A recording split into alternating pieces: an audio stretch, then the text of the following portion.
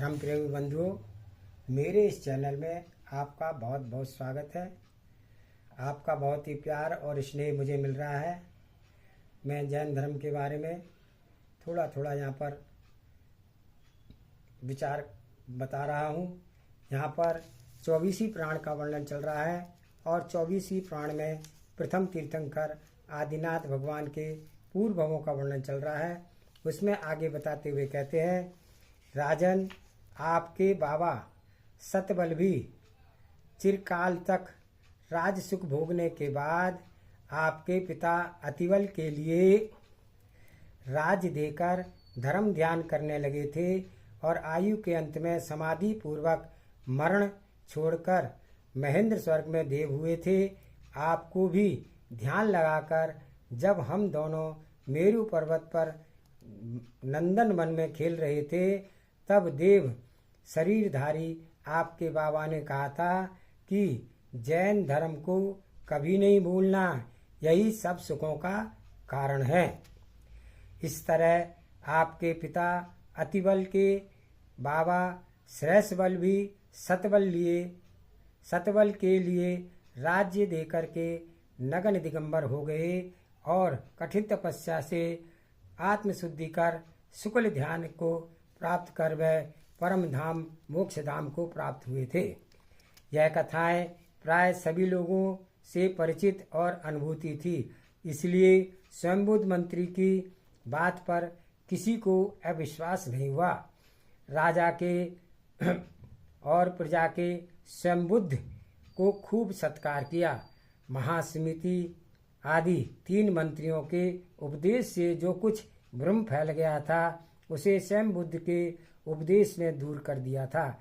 इस तरह राजा महाबल की वर्षगांठ का उत्सव हर्ष ध्वनि के साथ समाप्त हुआ।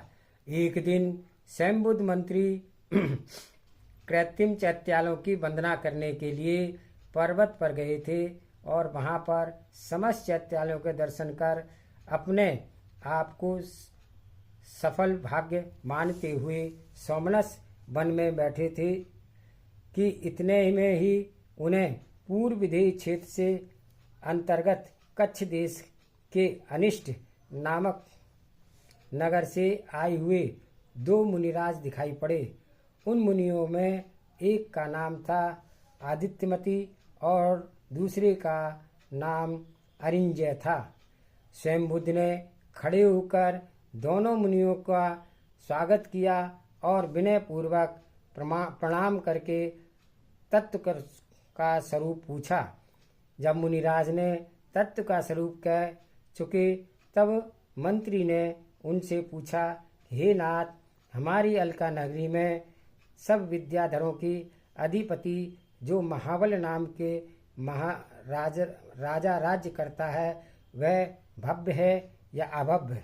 मंत्री का प्रश्न सुनकर आदित्यमती मुनिराज ने कहा कि सचित, राजा महाबल भव्य है, क्योंकि भव्य ही तुम्हारे वचनों पर विश्वास कर सकता है। तुम्हें महाबल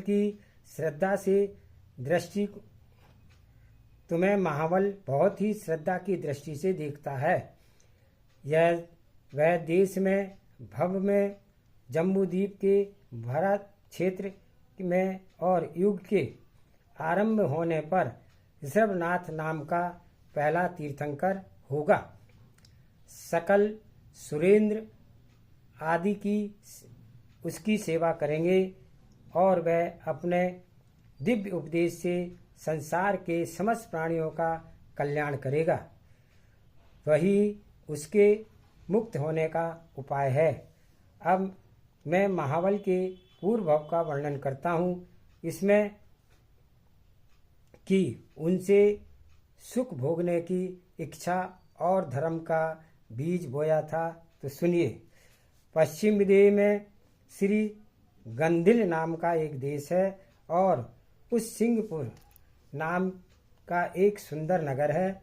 वहाँ किसी समय श्रीशेन राजा राज्य करते थे। उनकी स्त्री का नाम सुंदरी था। श्रीशेन के जय वर्मा और श्री वर्मा नाम के 2 पुत्र थे। उनमें श्री वर्मा का नाम छोटे पुत्र सभी को प्यारा था। राजा ने प्रजा के आग्रह से लघुपुत्र श्री वर्मा को राज दे दिया और अपना धर्म ध्यान में लीन हो गए।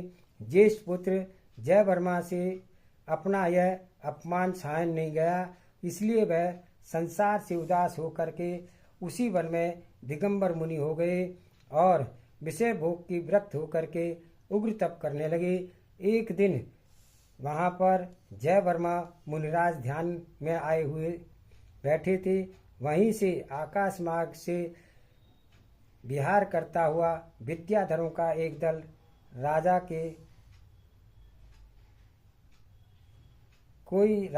जा रहा था। ज्यों ही विजय वर्मा की दृष्टि उस पर पड़ी, त्यों ही उसे राजा बनने की अभिलाषा से फिर वह घबराकर उधर जय वर्मा विद्याधर राजभोग की प्राप्ति में लग्न हो रहे थे। उसी बामी से निकले हुए एक सांप ने उन्हें डस लिया और जिससे वह मरकर महाबल हुए और पूर्व भव की अतृप्त वासना से महाबल अब भी दिन रात भोगों में लीन रहा करता है। इस प्रकार राजा महाबल के पूर्व सुनने के बाद मुनिराज ने आदित्यमती से स्वयं बुद्धि मंत्री से कहा कि आज राजा महाबल ने स्वप्न देखा है कि मुझे सबिन्मति आदि मंत्रियों ने जबरदस्ती कीचड़ में गिरा दिया है और स्वयं बुद्धि मंत्री ने उन दुष्टों को धमकाकर मुझे कीचड़ से निकाला है और सोने के सिंहासन पर बैठा दिया है, निर्मल जल से मेरा स्नान कराया है तथा एक दीपक की शिखा से प्रदक्षिणा होती जा रही है। महाबल उन सपनों का फल तुमसे अवश्य पूछेगा, सो तुम जाकर के पूछने से पहले ही कह देना कि पहले सपन से आपका सौभाग्य प्रकट होता है और दूसरे सपन से आपकी आयु 1 माह बाकी रह गई मालूम होती है। ऐसा करने से तुम्हारे ऊपर उसका दृढ़ विश्वास हो जाएगा और तुम उसे जो भी हित का मार्ग बताओगे वह उसे शीघ्र स्वीकार करेगा। इतना कहकर दोनों मुनिराज आकाश मार्ग से विहार कर गए और स्वयं बुद्ध मंत्री भी हर्षित होते हुए अलकापुरी लौट गए। वहाँ राजा महाबल स्वयं बुद्ध की प्रतीक्षा कर रहे थे, तो स्वयं बुद्ध के शीघ्र ही आकर उनके दोनों सपनों का फल जैसा मुनिराज ने बताया था कह सुनाया तथा समयोपयोगी और धार्मिक उपदेश दिया।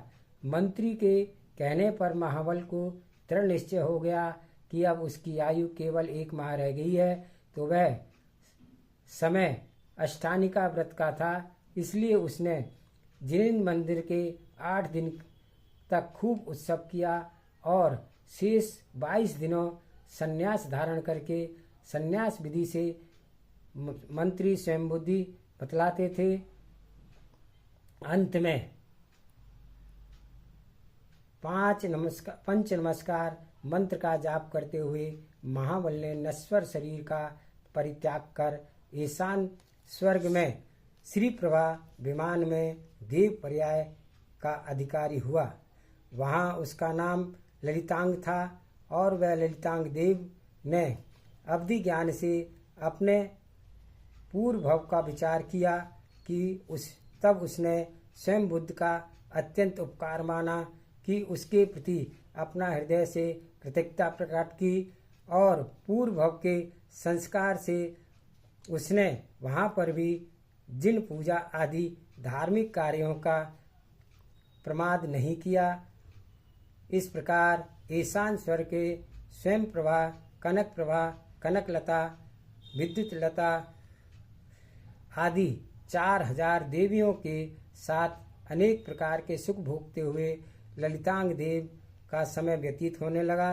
ललितांग की आयु अधिक थी, इसलिए उसके जीवन में अल्प आयु वाली कितनी ही देवियां नष्ट हो जाती थी और उनके स्थान पर दूसरी देवियां उत्पन्न हो जाती थी। इस तरह सुख भोगते हुए ललितांग की आयु जब केवल पल्यों की शेष रह गई, तब उसने स्वयं प्रभा नाम की देवी प्राप्त हुई। ललितांग को स्वयं प्रभा सी सुंदरी देवी जीवन में पहली बार मिली थी, इसलिए वह उसे बहुत चाहता था और वह भी ललितांग को बहुत अधिक चाहती थी। दोनों एक दूसरे के अत्यंत मोहित थे, परंतु सब दिन किसी के एक से नहीं होते। धीरे धीरे ललितांग को 2 सागर की आयु समाप्त होने को हो गई। तब उसकी आयु सिर्फ 6 माह बाकी रह गई। तब उसके कंठ से पड़ी हुई माला मुरझा गई और कल्प वृक्षों की कांति भी रहित हो गई और वह मणिमुक्ता आदि सभी वस्तुएं प्राय निष्प्रय हो गई थी। वह सब देख करके उसने समझ लिया कि अब उसकी आयु 6 माह की ही बाकी रह गई है। इसके बाद उसे अवश्य ही नरलोक में उत्पन्न होना पड़ेगा। प्राणी जैसे कार्य करते हैं वैसा ही फल पाते हैं। मैंने अपना समस्त जीवन भोग विलासों में बिता दिया है। अब कम से कम इस शेष आयु को मुझे धर्म ध्यान में करना परम आवश्यक है। यह विचार कर पहले ललितांग देव ने समस्त अकृत्रिम चैत्यालयों की वंदना की। फिर अच्युत स्वर्ग में स्थित जिन प्रतिमाओं की पूजा करता हुआ समता संतोष से समय बिताने लगा। अंत में समाधि पूर्वक पंच नमस्कार मंत्र के साथ जाप करते हुए उसने देव शरीर को छोड़ दिया। आज के स्वाध्याय में इतना ही। अगला स्वाध्याय हम कल करेंगे। आप सभी को जय जिनेन्द्र। आशा है आपको यह वाचन अच्छा लग रहा होगा और जैन धर्म का ज्ञान हो रहा। आदिनाथ भगवान के पूर्व भवों का वर्णन यहाँ पर चल रहा है। आप सभी पढ़ें, जानें और दूसरों को शेयर करें, सब्सक्राइब करें, लाइक करें। जय जिनेन्द्र।